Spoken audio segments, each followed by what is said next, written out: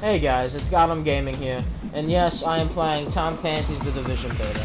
Now, this beta ended a little bit ago, but I figured, you know what, I should give a review of The Division, because you know what, I see this being on people's top 10 lists of 2016. I know that you're just started, but honestly, I see lots of potential in this game, and I feel like I need to make a review to express my opinion on this. Now, there's a lot of positives I have to say, but there are some negatives about the game that I didn't particularly like. But you know what? If you guys don't agree with my opinion, that's alright. Voice your opinion down below in the comments section. And anyway, let's get into the review. Now, before I start the positives, I'm just going to touch over the negatives real quick. Now, one of the negatives was creating the person.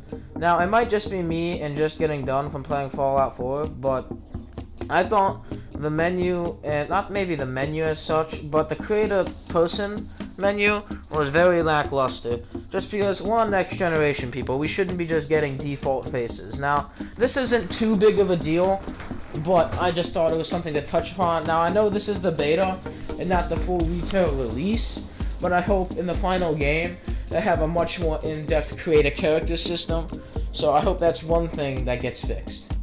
Now, a really minor thing, which I'm sure will be fixed in the full game, is the lack of AI combatants.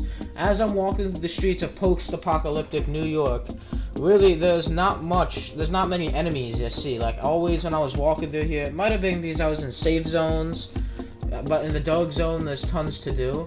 Like, as you see, I'm approaching citizens, and I'm assuming they're enemies because they're all fighting each other, but it turns out that they're not enemies.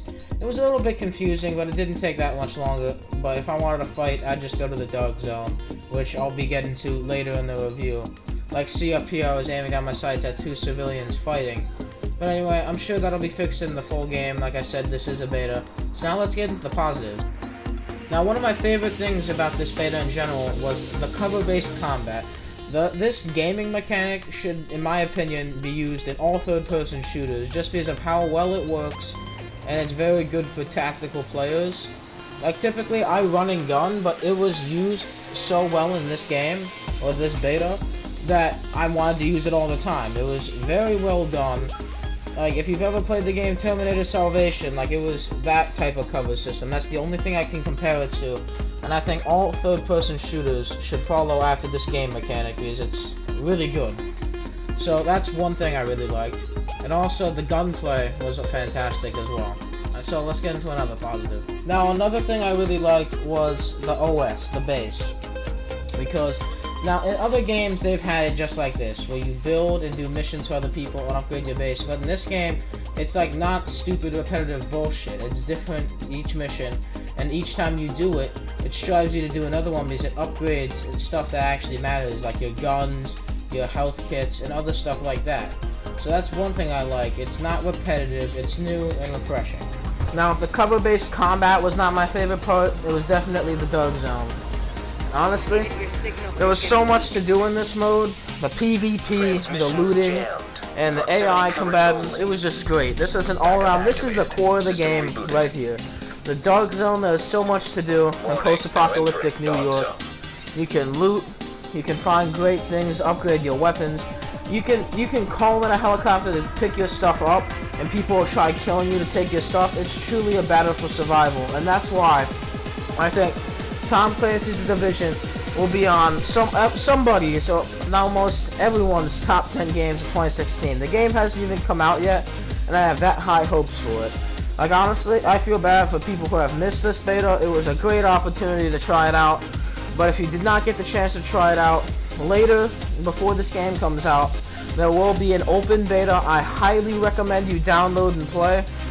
Now, I heard there was some cheating issues on the PC, but I can't verify for it because I didn't play it on the PC. I played this on the PlayStation 4. So overall, my beta experience was phenomenal, and I'd honestly give this beta like a solid 8 out of 10. Like, those problems were minute. It didn't really take away from the gameplay, and the graphics are nice. So honestly, I don't see why anyone should be missing out on this, and it's a fantastic game so far that I've seen. Hey guys, it's GOTM Gaming here. Yes, I know, you're shocked you could see my face. Well, this is me. Anyway, I hope you've enjoyed the video. I've put in a lot of effort into this, and honestly, I hope you guys enjoyed my content throughout this far. I've been waiting to do a face reveal for a while. I said I was going to do 300 subscribers, but I'm like, fuck it. So, anyway, guys, I hope you enjoyed this video, and this is GOTM Gaming. Don't just get 'em, got 'em!